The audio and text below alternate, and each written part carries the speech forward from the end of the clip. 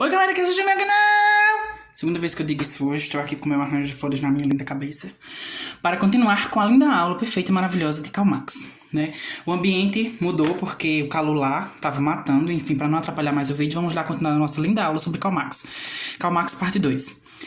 Pessoal, calor, cansaço, na verdade. A gente percebeu que lá no vídeo, né, o primeiro vídeo que eu postei, a gente viu como se dá as relações, onde Karl Marx surgiu, o que Karl Marx usava, quais tinham sido as suas influências. E agora nesse vídeo a gente vai continuar e vai ver mais aspectos sobre o estudo sobre Karl Marx. Quem era Karl Marx? Por que Karl Marx? Onde ele estava? Quem era Karl Marx? Reportagem do Fantástico.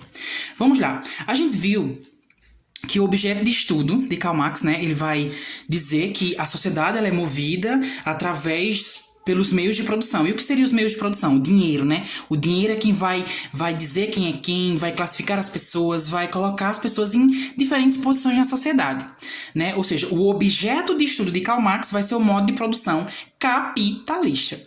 A gente vai perceber que quando o Karl Marx ele começar a taxar as pessoas, vai surgir, né, uma coisa, né? Quando ele começar a ampliar, quando ele começar a falar sobre as relações de produção, ele vai ver que nas relações de produção, nas relações que envolvem dinheiro, né, as relações econômicas, vão surgir uma coisa que vai ser muito top para Karl Marx, que é uma coisa que ele vai abordar muito, que são as classes sociais, né? Relações sociais de produção, ou seja, as relações sociais de produções, as relações produtivas, as relações que envolvem dinheiro irão gerar classes sociais. Então vamos lá, chegamos ao momento quase auge na nossa aula. Karl Marx ele diz que as relações produtivas geram classes sociais. Somente isso? Não. Ele vai classificar essas classes sociais em dois tipos. Ele vai dizer que vai existir a classe social que controla e a classe social que é controlada. A classe social que controla e a classe social subalterna, né? E ele vai dar um nome lindo a essas duas palavras, né? Burguesia e proletariado. Proletariado, né? A gente vai ver quais são as características da burguesia, quais são as características do proletariado. Primeiro, a gente vai entender que essas classes sociais elas vão ter uma características, né? Por exemplo, burguesia. O que é a burguesia? São grupos sociais que possuem características semelhantes. Aí surge a burguesia. Grupos sociais que possuem características semelhantes. Aí nasce o proletariado. A gente vai ver que existe uma classe que a gente chama de dominadora, de dominante, e a classe dominada. Logo, a gente sabe que a classe burguesa é a classe que domina e a classe que é dominada, o proletariado. Aí, como eu expliquei lá na primeira aula pra vocês, eu disse a vocês que Karl Marx ele é a pessoa que é amada e a pessoa que é odiada. E um dos motivos que faz com que Karl Marx seja odiado, que algumas pessoas não gostam de Karl Marx, é sua típica frase. A burguesia explora o proletariado. Então, a partir do momento que Karl Marx começa a pesquisar e ele começa a comprovar que a burguesia ela constantemente explora o proletariado, aí as pessoas começam a dizer, Karl Marx, calma aí, pô, ó. Só aqui da burguesia tá querendo queimar meu filme, tá dizendo que eu quero explorar o povo? Calma, rapaz, calma. Não é assim também, né? E ele prova isso. É tanto que ele vai provar, ele vai dizer que as relações entre classes sociais... Pessoal, mais uma vez, me desculpa, é porque o calor aqui tá insuportável, né? Ele vai dizer que essas classes sociais, elas vão ter relações. Quais são as relações entre essas classes sociais? Mais uma vez, ele vai lá, lindo e belo, e classifica em 4. A gente vai ter a relação de exploração, né? A relação de exploração, que é a relação que é a burguesia explorando o proletariado. A gente vai ter a relação antagônica ou antagonismo, e a gente vai ter o completarismo, a relação de completarismo e a oposição. Vamos ver como cada um funciona. Vamos lá. A exploração, a burguesia explora o proletariado. O antagonismo é porque ambos têm interesses diferentes, que é uma coisa que a gente vai lá pro final da aula. A gente vai ver que são diferentes, né? São antagônicas. São duas classes sociais super antagônicas. Uma tem um projeto de vida e a outra tem um projeto de vida totalmente diferente. Então elas são antagônicas. E a outra fala que elas são complementares. Mas como assim, Daniel? Como é que elas podem ser complementares se elas são antagônicas? Está aí o X da questão. Porque elas são complementares, porque uma não existe sem a outra. Se não existe burguesia, não existe proletariado. Se não existe proletariado, não existe burguesia. Por isso que elas são complementares. Ou seja, e a oposição é todo esse negócio aí de oposição, né? Tipo, uma pensa de uma forma, uma pensa de outra. Uma é a dominada, uma é a dominadora. Então elas vão estar ocupando sempre esse cargo de oposição. Né? Então a gente vê que as relações entre classes sociais são divididas em 4: relação de exploração, relação antagônica e relação complementar e relação de oposição. Continuando a nossa linda aula, meu Deus, tomara que eu esteja pensando certo, né? A gente vai ver que isso tudo vai formar um triângulo amoroso. Né? Em cima, a gente vai ter as classes sociais. De um lado, a gente vai ver que quanto mais classe social há, mais desigualdade social também vai ter. Por quê? Por causa da propriedade privada, que também é uma característica do... que também é uma coisinha classificada por Durkheim. Propriedade privada, para quem não sabe, propriedade privada é propriedade privada. Enfim, gente, propriedade privada. Né? Quando a pessoa tem um domínio totalitário sobre uma determinada coisa, aquela é a propriedade privada. Quando uma pessoa é mais rica do que a outra, enfim, elas vão ter propriedades, e essas propriedades vai ter um dono. Isso é propriedade privada, onde o Estado não pode intervir. Então, a gente vai ver que a gente vai ter esse triângulo, né? Classes sociais, quanto mais há classe social, mais a gente vai ter desigualdade social. Fruto de quê? Fruto da propriedade privada, né? Uma coisa para a gente classificar aqui a burguesia e o proletariado a burguesia, ela é dona dos meios de produção, e o proletariado, ele é vendedor da sua força de trabalho, né? Burguesia, dona dos meios de produção, proletariado, dono, né? Vendedor da força de mão de obra, vendedor da força de trabalho. Aí a gente viu as formas de exploração. A gente viu as formas de exploração, não, gente. A gente viu as formas... Quais foram as formas que a gente viu? A gente viu as relações entre as classes. A gente viu que era a relação de exploração, a relação antagônica, a relação complementar e a relação de oposição. Aí agora a gente vai ver como é que a burguesia ela consegue explorar os bonitinhos lá do proletariado. Como é que isso acontece? A gente vai perceber que Durkheim ele vai classificar com uma palavra muito top, que é uma palavra que você tem que guardar na sua linda cabeça, que é uma palavra chamada de mais-valia. O que seria a mais-valia? Né? A mais-valia a gente vai dividir em 2. Existem 2 tipos de mais-valia. Existe a mais-valia absoluta e a mais-valia relativa. Né? A mais-valia é o repasse do lucro. A mais-valia é tipo assim, a mais-valia é o repasse, por exemplo, uma empresa ela produz arroz. Aí eu vou pagar. Então o fato de você estar pagando alguém, o nome disso é mais-valia, porque é o repasse do lucro para aquela pessoa. Aí vai ter a mais-valia absoluta e a mais-valia relativa. Qual é a real crítica de Durkheim? Ele fala o seguinte: na mais-valia absoluta, que é uma diferença, né? Por exemplo, você vai pagar lá o seu coisa, que são 2 tipos de como pagar uma pessoa, como fazer ela ser explorada. Porque a gente tem que prestar atenção aqui que a gente tá vendo quais são as formas de exploração. E a mais-valia é um tipo de forma de exploração. Existe de 2 tipos, a absoluta e a relativa. Como é que acontece essa forma de exploração absoluta? Vamos lá, eu, Daniel Salviano, né? 8 horas de trabalho. Tô trabalhando aí em uma tapiocaria, porque eu gosto de tapioca. Tô trabalhando em uma tapiocaria e eu trabalho 8 horas por dia e eu ganho R$1.000, né? Acho que é um salário. Ganho R$1.000 e faço aí 50, 100 tapiocas. Faço 100 tapiocas e trabalhando 8 horas por dia. Acontece que o meu encarregado, né, o dono de onde eu trabalho, ele vai chegar pra mim e vai dizer: olha, Daniel, você vai ter que trabalhar mais, você vai ter que trabalhar 10 horas. Aí eu faço, que legal, topíssimo, vou ganhar mais, né? Ele falou: não, você não vai ganhar mais. Você vai trabalhar 10 horas, você vai trabalhar mais e você vai ganhar o mesmo valor que você ganhava antes. Aí as pessoas falam: não, mas você pode se rebelar, você pode chegar pra ele e dizer: não, você tá louco, você tá dizendo que eu vou trabalhar mais e não vou ganhar mais? Aí você fala: não quero mais trabalhar. Só que, minha gente, a gente acha que vai ser super difícil para o patrão lá achar uma pessoa para trabalhar, mas não vai não. Porque Durkheim ainda ensina pra gente que ele fala que existe uma coisa chamada de exército de reserva. Exército de reserva. O que seria o exército de reserva? A gente sabe que existem muitos desempregados no nosso Brasil, existem muitos empregados em todo o mundo. Então, o fato de eu não querer trabalhar mais para poder ganhar a mesma quantidade significa dizer que existem muitas outras pessoas que também querem, entendeu? Então, é uma exploração porque eu sou obrigado a trabalhar daquela quantidade. E isso é a absoluta. Então, vamos classificar a absoluta. A absoluta, né? A forma de exploração dividida de mais-valia absoluta é quando o patrão ele aumenta a carga horária do seu funcionário, fazendo com que ele trabalhe mais sem ganhar nada em troca, certo? Aí a relativa é quando, por exemplo, você está trabalhando lá naquele lindo e belo, maravilhoso McDonald's.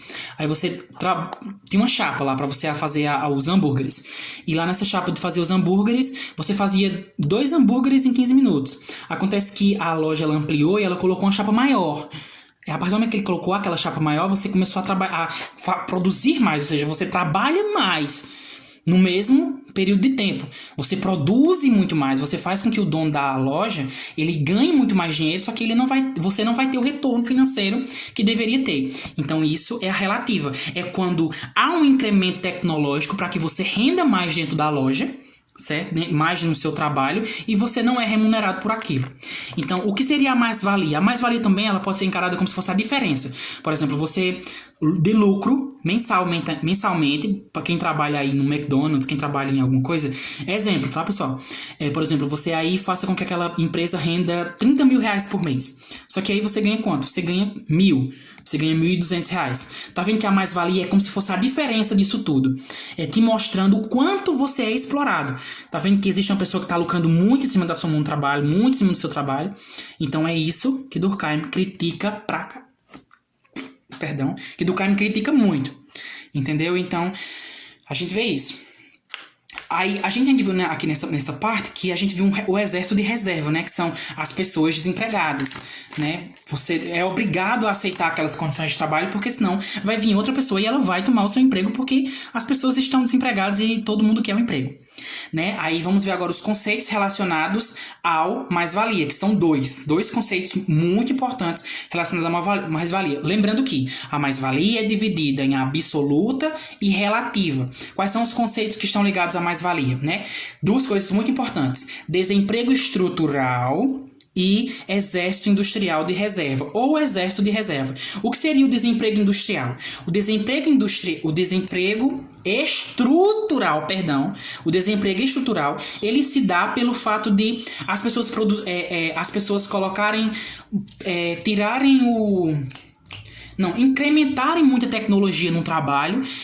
Um exemplo, por exemplo, desemprego estrutural. Né, é como tem muito desempregado. Como isso se dá, né, através do advento da tecnologia, do uso da tecnologia. A gente viu lá em Fábrica de Chocolate, quem já assistiu Fábrica de Chocolate, você percebe que o pai lá do menino que ganha o prêmio no final, ele trabalhava em uma fábrica de creme dental. E a função dele era fechar as tampinhas da pessoa lá do creme dental, né? Então, tipo, ele foi despedido porque compraram uma máquina que fechava muito mais rápido. Então, percebe que a pessoa perdeu o emprego por causa de uma máquina, por causa da tecnologia. Então, o desemprego estrutural, ele é um advento da mais-valia, fruto do incremento da tecnologia dentro dessa zona de trabalho. A pessoa perde o emprego porque a tecnologia está cada vez mais tomando todo o espaço da nossa sociedade. O exército industrial de reserva, quanto mais trabalhadores estiverem desempregados, mais barato é seu preço no mercado. Ou seja, o emprego paga menores salários. Ou seja, quanto mais gente tiver desempregada, significa dizer que quanto mais barato vai ser os salários, entendeu? E tipo, você arranja um emprego, aí o patrão chega e fala: olha, você vai ter que varrer, olha, você vai ter que fazer isso. Aí você fala: não, eu não vou fazer isso. Só que a pessoa fala: então não quer fazer? Então tchau, baby. Eu tenho muita gente aí atrás de emprego que vai fazer isso sem reclamar. Então, é isso aí que acontece. Dentro dessa aula ainda também, a gente vai ver 2 coisas muito importantes que são pressupostas criadas por Durkheim, que é a questão da ideologia e da alienação. Durkheim ele diz que o processo de alienação é agravado por uma ideologia burguesa que é passada para a sociedade. Pessoal, essa aula ela tá sendo bem rápida, porque tá tendo um problema aqui no celular e tá muito estranho. Tipo, eu tô gravando a aula e depois para jogar a aula fica um pouco estranho, demora demais. Então, vamos lá. Alienação, ideologia. Primeiro que o que a gente precisa, o que Karl Marx ele fala? Ele fala que todo mundo tem que ficar quietinho no seu canto. A burguesia ela tem como como foco fazer com que todo muo fique passivo, com que ninguém se rebele contra o sistema. Minha gente, tô muito agoniado porque tá chegando mensagem na tela e a vontade de responder é muito grande, mas vamos lá. O que é que Durkheim ele fala? Ele fala que a burguesia ela vai buscar formas de controlar as pessoas. Lembra que eu expliquei para vocês que no início a sociologia é uma ciência que vai vir com o foco principal em controle, em entender para poder controlar? Então é isso que Durkheim ele explica, que é sobre a ideologia e sobre a alienação. Primeiro que a burguesia ela quer que todo mundo seja alienado. Ela quer que todo mundo seja alienado porque é fácil controlar uma pessoa alienada. A gente vai perceber que quando um trabalhador ele trabalha durante 8 horas do dia e ele chega em casa, ele vai ler um livro? Dificilmente. Ele vai assistir um documentário sobre medicina, sobre sociedade, sobre filosofia? Dificilmente. O que é que essa pessoa vai fazer quando ela chega em casa, tratando-se de alienação? Ela vai assistir um programa de TV, ela vai assistir um BBB da vida, ela vai cada vez mais se alienar. Ela vai começar a entender de que ela ocupa na sociedade um papel muito importante e de que ela não pode crescer. Porque a gente sabe que a educação ela tem um papel muito importante na vida das pessoas. E se a pessoa chegasse em casa... Enfim, pessoal, eu tô conversando ligeira aqui.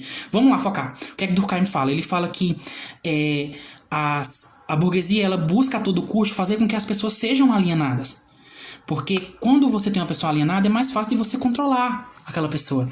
Através de quê? Através de uma ideologia barata. Uma ideologia que é vendida através do sistema de televisão, através de uma propaganda. Entendeu? Porque a gente viu que são gritantes as diferenças entre uma pessoa que ocupa uma classe social baixa e uma pessoa que ocupa uma classe social alta. Mas se você perceber, é fácil como eles conseguem manipular isso. Porque eles pegam, por exemplo, uma Bruna Marquezine. Coisa da Havaianas, né? Bruna Marquezine é riquíssima, uma pessoa rica. Ela chega lá e posa para um comercial e fala: eu uso Havaianas. Aí a pessoa que compra lá a Havaiana, ela vai comprar a Havaiana, né? E vai dizer: não, eu sou igual a Bruna Marquezine porque eu uso Havaiana. Então, vê que a publicidade, o advento da publicidade, ele faz com que a pessoa mude a sua forma como ela vê o mundo para tentar agregar, para tentar fazer com que as pessoas não lutem, não melhorem, não avancem. Elas fazem com que as pessoas sejam alienadas, pequenas, ali no seu determinado local. Então, é isso aí. A ideologia e a alienação. A gente tem um rabiscado aqui que eu não consigo entender nada. Uma coisa muito importante que Durkheim ele fala que o processo de alienação ele tá na nossa cara e a gente não consegue enxergar, com frases bem típicas. Porque, por exemplo, a gente vê lá na internet a frase, por exemplo: vivemos em uma democracia. Durkheim ele diz que isso aqui é super, né? Isso aqui é super alienante, porque você dá o pressuposto que todo mundo é igual, só que ao mesmo tempo a gente é igual, sim, claro, em direito civil, não sei o quê, mas você vê que existem pessoas que têm privilégios.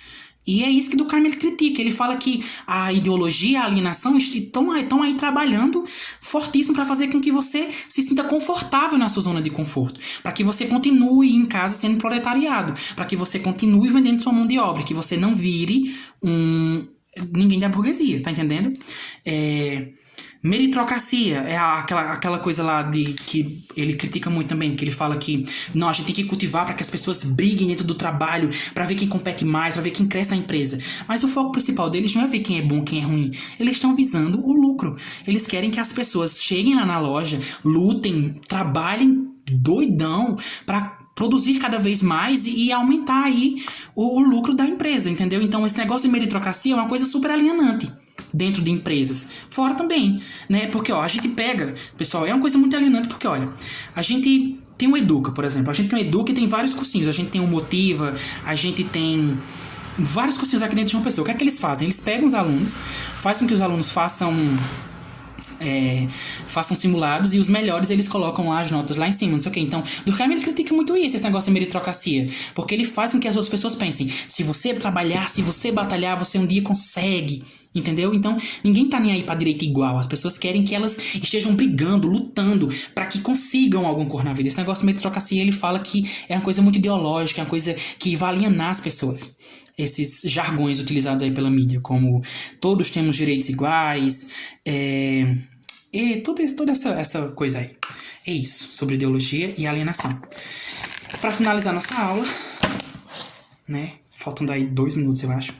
A gente vai ver uma coisa muito importante que Durkheim ele fala e ele fala muito bem falado, é uma coisa chamada de fetiche da mercadoria, que foi uma coisa que eu já citei aqui. Que é a coisa que está dentro da... É um fetichismo da mercadoria, é a ideologia, né? Os produtos adquirem uma forma fantasiosa, forma passa a parecer mais utilizada, tipo aquele negócio da Red Bull, que você tá lá na internet, e a gente sabe que o sistema capitalista, ele foca principalmente em vender, ele só quer lucro, ele quer fluxo, ele quer que as pessoas consumam localmente, que as pessoas briguem, que as pessoas batalhem, e por aí vai. Durkheim, ele não só critica as classes sociais, ele critica em si a própria sociedade, a maneira como a sociedade está vivendo essa luta, essa briga que acontece aí. E ele vai criar esse parágrafo de fetichismo da mercadoria, que é tipo, você compra lá um Red Bull e você vê em segundos que a pessoa começa a voar, que a pessoa fica super bonito, né? As campanhas de carro, por exemplo, a publicidade ela usa muito isso para poder induzir as pessoas a quererem, a brigarem pela mercadoria, entendeu? Então ele defende essa coisa, né? Aí, para finalizar a aula, Durkheim ele fala que a sociedade ela está em constante evolução e que a gente tem que evoluir. Lembrando, pessoal, que, como eu falei lá no primeiro vídeo, a gente tem que manter um certo distanciamento para poder entender a ideologia de Durkheim. Que ele critica muito essa questão social de uma pessoa querer ser melhor do que a outra, das pessoas estarem sempre brigando por uma querer ser melhor do que a outra, sendo que a gente tem que se revoltar aí mesmo contra o sistema. Então, Durkheim ele ataca muito isso. E eu dei vários exemplos aqui a vocês nesses 2 vídeos. Aí, para finalizar a aula mais uma vez, a gente vê que Durkheim, ele divide. Ele diz que a sociedade está em constante mudança, porque foi uma ideia que ele pegou de Hegel, né? Da mudança da sociedade. E ele fala que hoje, que a sociedade ela está num sistema capitalista. Ela vai evoluir, né? Tem que haver revoluções sociais para que ela evolua para uma sociedade socialista, né? Que a gente fala de praxis, a prática, né? O trabalhador tem que atuar, o trabalhador tem que brigar, né? E aí ele defende que nós devemos evoluir do sistema capitalista para o sistema socialista e depois chegarmos ao comunista. Aí ele fala, né? Capitalista é o governo da burguesia, a burguesia que manda em tudo. Socialismo é a ditadura do proletariado, né? Colocar os proletários no poder. Fim da propriedade privada, governo para todos. E o comunismo é a ausência de Estado. As pessoas elas vão ser livres e vão lutar aí pelas suas ideologias e vai ser tudo harmônico. Então, isso é a ideia pressuposta por Karl Marx. Eu acho que eu devo ter falado em Durkheim em algum lugar aqui, minha gente, mas é isso. Então, essa foi a nossa aula sobre Durkheim. Essa foi a nossa aula sobre Karl Marx e futuramente eu posto a aula, que eu acredito que talvez seja somente um vídeo para colocar tudo, que é a aula sobre Max Weber, que também é muito importante. Então, pessoal, é isso. Beijo no coração de vocês, arrasem, estudem, vamos lá no Enem, vamos arregaçar. Espero que tenha, e é isso. Beijo no coração de vocês. Sim, é uma coisa muito importante, estou com muita saudade, eu tô com muita saudade da aula de vocês presencial, porque vocês são maravilhosos, são incríveis de verdade. Viu? Beijo no coração, estudem, arrasem, façam questões, resolvam aí, façam bagaceira. Um beijo.